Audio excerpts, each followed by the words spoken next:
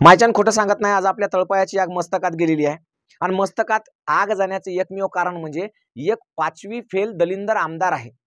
जो आमदार बीजेपीचा माजी मंत्री होता आणि आता सध्या बीजेपी याच पक्षामध्ये आहे। त्यानं आज शेतकऱ्याची माय बहीण बाप सगळंच काढलं।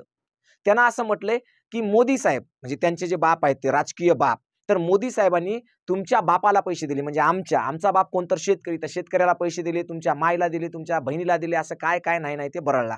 आता मी म्हणजे याला आज हिशोब देणार आहे की आमच्या बापाला तुम्ही जे दिले ना त्याच्यापेक्षा जास्त तुझ्या बापाला आम्ही काय दिलं ते आज आपण दाखवून देणार। म्हणजे शेतकऱ्यांनी तुझ्या बापाला म्हणजे तुझा जो कोणी बाप आहे ज्याचं तू नाव घेतलंस आज त्याला काय काय दिलं ते सगळं मी तुम्हाला दाखवणार आहे। सगळ्यात महत्त्वाचे म्हणजे काय, बबनराव लोणीकर साहेब, तर लोणीकर तुझ्या तोंडात, फक्त तुझ्या तोंडात नाही, तुझ्या मायच्या तोंडात, तुझ्या बायकोच्या तोंडात आणि तुझ्या बहिणीच्या तोंडात सुद्धा जो घास जातोय ना तो घास इथल्या शेतकऱ्याच्या शेतातल्या अन्नधान्यातून जाते, एवढं लक्षात ठेव। म्हणजे तुझा खरा बाप इथला शेतकरी आहे, पण तुझा खरा बाप सोडून तू दुसऱ्या बापाचं नाव घेतो ना स्टेजवर आणि सांगतो की आमच्या बापानं हे दिलं, तर तुझ्या बापानं जे शेतकऱ्यांना दिलं त्याच्यापेक्षा किती पण जास्त आमच्या बापानं त्याला दिलं, त्याचा सगळा हिशोब आज मी करून दाखवणार आहे। फक्त तुम्ही जर ऐकणारे शेतकरी असाल किंवा शेतकऱ्याच्या शेतातलं अन्न खात असाल आणि तुम्हाला जर शेतकऱ्याबद्दल प्रेम असेल, आपुलकी असेल, जिव्हाळा असेल आणि तुमच्या मनात जर या खाल्लेल्या अन्नाबद्दल कृतज्ञता असेल तर हा व्हिडिओ जास्तीत जास्त शेअर करा, नव्हे तुमच्या स्टेटसला सुद्धा लावा। कारण हे जे दलिंदर अवलादी आहेत, ह्या ज्या नीच अवलादी आहेत, ज्यांना वारंवार सांगून सुद्धा शेतकऱ्याचा अपमान करण्याची, शेतकऱ्यांना भिकारी म्हणण्याची त्यांची खोड मोडत नाही, अशा लोकांना एकदा अद्दल घडली पाहिजे। म्हणून हा व्हिडिओ जास्तीत जास्त शेअर करा आणि तुमच्या स्टेटसला ठेवा आणि लोकांना कळू द्या आणि सगळ्या जगाला कळू द्या, त्या मंत्र्याला बी, त्या माजी मंत्र्याला आणि त्यांच्या सत्ताधाऱ्याला सगळ्यांनाच कळू द्या की आमच्या भावना तुमच्याबद्दल काय आहेत ते। अख्खा हिशोब करून दाखवणार आहे। तत्पूर्वी तुम्हाला एक छोटीशी मागणी आहे, जर अजूनही तुम्ही एटीएम गुरु हे चॅनल सबस्क्राईब केलं नसेल तर करून घ्या। आता बघा हिशोब देतो तुम्हाला सगळा की आमच्या बापानं त्याला काय काय दिलंय ते। तर बघा, हे बोललेत तुझ्या बापाला पेरणीचे पैसे पंतप्रधान मोदींना दिलेत, तर मोदींना आमच्या बापाला पैसे दिले नाही, हे तुझा बाप आहे। हे कोण आहे? हे तुझा बाप आहे, तुझा ज्यानं तुला आमदारकी खासदारकी दिली, हे की नाही, याचा बाप आहे ते, आमचा नाही। आमच्या बापानं तुझ्या बापाला काय काय दिले त्याचा सगळा हिशोब देणार आहे। तुझ्या आईला म्हणजे कोणाच्या आईला? गोरगरिबांच्या आईला। आम्ही भिकारी आहेत का? बहिणीला म्हणजे आमच्या बहिणी रस्त्यावर पडलेल्या आहेत का? बायकोला लाडकी बहीण योजनेच्या माध्यमातून आम्ही पैसे देतो। तुम्ही पैसे देता म्हणजे तुमची माय कुठे जाते का पैसे कमवायला? वाईट बोलत नाही मी, स्त्री आहे, पण तुमची माय, तुमचा बाप, तुमची बहीण, तुमची बायको आम्हाला पैसे देण्यासाठी नेमके कोणते धंदे करते? आम्हाला पैसे देण्यासाठी कोणते धंदे करते? कुठून पैसे कमवते? ते आधी यांनी सांगावं अशा दलिंदर माणसांनी, आणि नंतर म्हणावं की आम्ही पैसे देतो। तुम्ही काय नेमकं करून पैसे देता? तुमच्या खिशातले पैसे देता का? तुमच्या माय बहीण भाऊ कोण जे कोणी असतील ते काय धंदे करतात का काही आणि मग पैसे कमवतात का मग देतात का? याचा विचार आधी जनतेनं केला पाहिजे।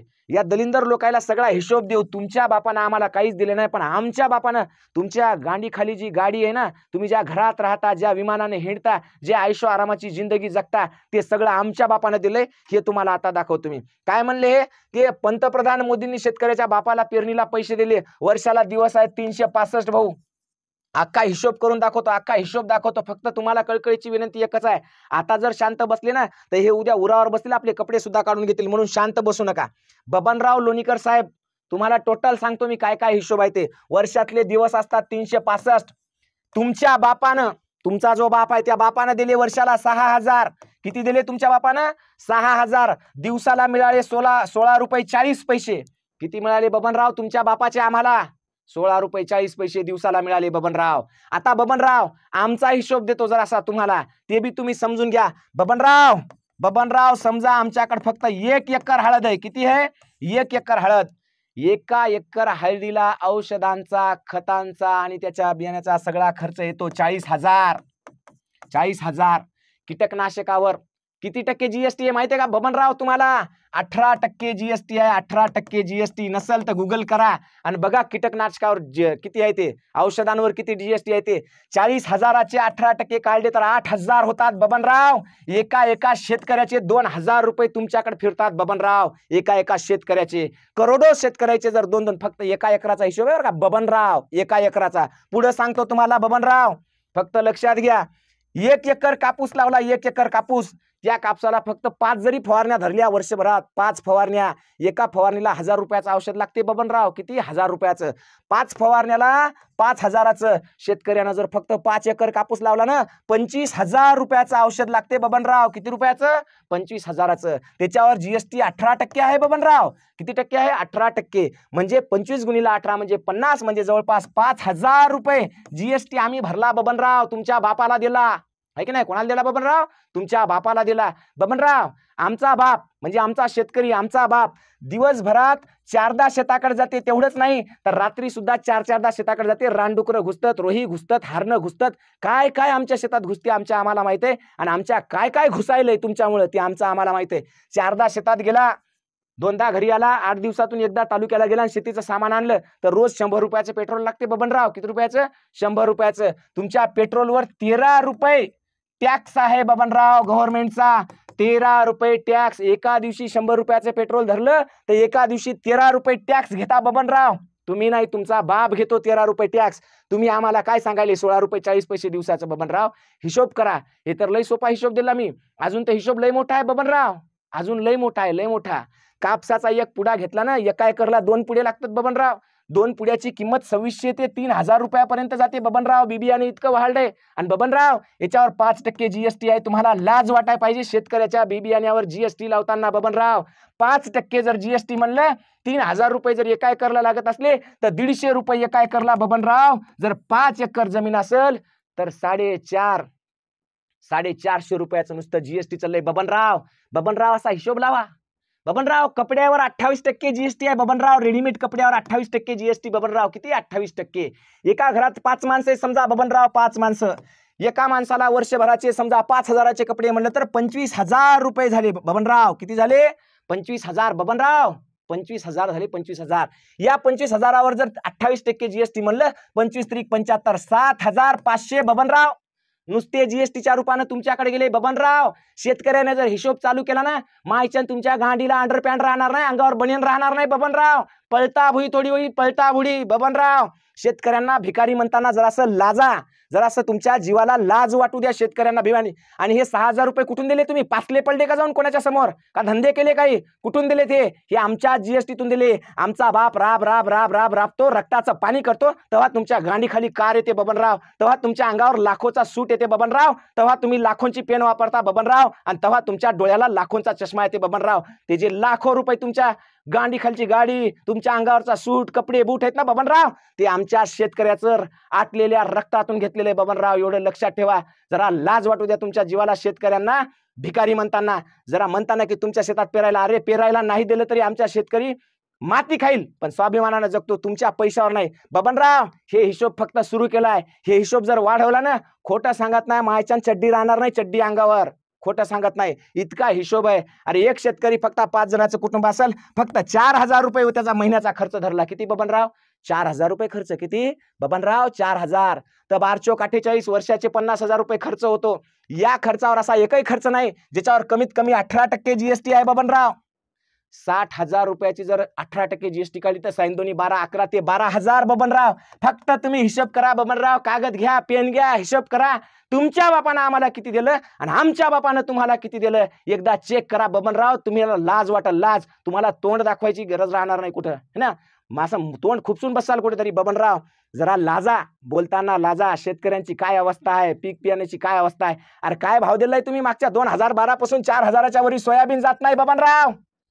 तुमचे कपडे वाढायले दनादन दनादन दनादन. तुमच्या गाडी खालची गाडी, पहिले तुमच्याकडे कोणती गाडी होती? आज तुम्ही इंडिओरा, फॉर्च्युनर घेऊन हिंडायत बबनराव. 40-40 लाखाची गाडी बबनराव तुमच्या गाडी खाली आहे. आमच्या शेतकऱ्याच्या गाडीला फाटकी अंडरपॅन्ट आहे बबनराव, फाटकी. भोकाडं मोजता मोजता मरून जासाल बबनराव तुम्ही. भोकाडं मोजता मोजता बनीला गाठी पाडून घालते आमचा शेतकरी, गाठी. तुमच्यासारखं नाही बबनराव. जॅकीची अंडरपॅन्ट फक्त 3-3 हजाराची. बबनराव जरा सुधरा, लाज वाटू द्या. ती जॅकीची अंडरपॅन्ट आमच्या शेतकऱ्याच्या कष्टाची आहे, त्या रक्ताची आहे. जरा लाज वाटू द्या तुमच्या जीवाला असं बोलताना. आणि जनतेला माझं म्हणणं आहे, घ्या उरावर यायला, घ्या बोकांडी बसवा यायला. अरे ज्या शेतकऱ्यांना हे लोक बोलतात, ज्याची माय बाप बहीण काढली जाते, अशा लोकांना तुम्ही निवडून देता. म्हणजे तुम्ही किती निर्लज्ज. तुम्हाला सुद्धा लाज वाटली पाहिजे अशा लोकांना निवडून देताना. मला सुद्धा लाज वाटली पाहिजे की मी हे कोणाला निवडून देतोय म्हणून. मतदान टाकताना काळजीपूर्वक टाका, विचार करून टाका, चांगल्या लोकांना टाका, सुशिक्षित लोकांना टाका. अशा 5वी फेल दरिंदर लोकांना मतदान टाकू नका. नाहीतर आपल्यावर अशी वेळ येईल भाऊ, एका दिवशी शेतकऱ्याचं रुमणं घेऊन, बबनराव खोटं सांगत नाही, रुमणं म्हणायलो, रुमणं अर्थ वेगळा धरू नका, शेतकरी रुमणं घेऊन मागे लागतील, रुमणं घेऊन. राहिला प्रश्न आमच्यासारख्या बोलणाऱ्याचं तोंड दाबायला, आम्ही भीत नाही, आयरे गैरे ना तू खैरे नाहीत, आम्ही शेतकऱ्याचे पुत्र आहोत, आम्ही माती खाऊन जगू पण स्वाभिमानानं जगू.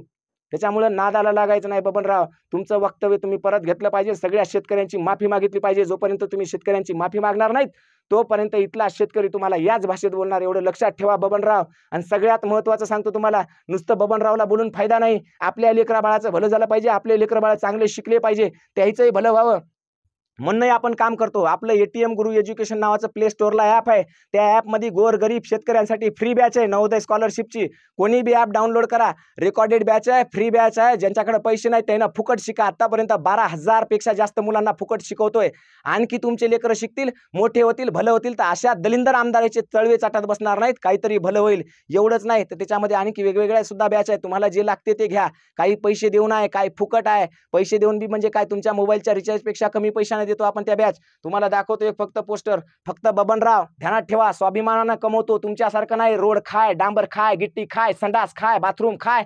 अरे एवढंच का आला तुम्ही तर नाही ते शाळेतल्या लेकराचे कपडे सुद्धा खाता, त्याच्या सुद्धा काही ठेवत नाहीत. गेल्या वर्षी शाळेला झेडपी शाळेच्या लेकराला कपडे कवा आले माहितीये का? मे महिन्यामध्ये. वर्ष सुरू कधी होते माहितीये का? जून मध्ये. अरे लाजा वाटू द्या तुम्हाला सरकार म्हणून, आहे की नाही? रे बघा अशा बॅचेस आहेत, त्या जीव तोडून शिकवतो आपण, घ्यायच्या घेऊ शकता, पैसे नसतील तर फ्री सुद्धा आहे त्याच्यामध्ये बॅचेस, आहे की नाही? तर हे नवोदयची बॅच आहे आपली, चालू झालेली आहे 16 जूनला. दन दन दन दन बॅच घ्या, दन दन अभ्यास करा, पैसे नसतील तर फुकट घ्या, फुकट पण आहे त्याच्यामध्ये, काही टेन्शन घेऊ नका. आपल्याकडे काय नाही, आपण शेतकऱ्याची लेकरं आहोत, आपल्याला मिळावंच असं काय नाही, नाही मिळलं तरी खुश आहेत आम्ही. फक्त तुम्हाला बबनराव, तुम्हाला चांगलं मिळावं एवढी आम्ही अपेक्षा ठेवतो. आणि जनतेला फक्त कळकळीची एकच विनंती करतो की बाबा हो, व्हिडिओ आवडला असेल तर नक्की शेअर करा, स्टेटसला ठेवा आणि सगळ्याला दाखवून द्या की या लोकांची, या नीच राजकारण्याची अवकात काय आहे. आणि एटीएम गुरु या चॅनलला सबस्क्राईब करायला विसरू नका. आणि प्ले स्टोअरला जाऊन एटीएम गुरु एज्युकेशन हे ॲप डाउनलोड करा. तुमच्या लेकरा बाळासाठी त्याच्यात काही ना काही चांगलं मिळेल तुम्हाला. धन्यवाद. जय जिजाऊ, जय शिवराय.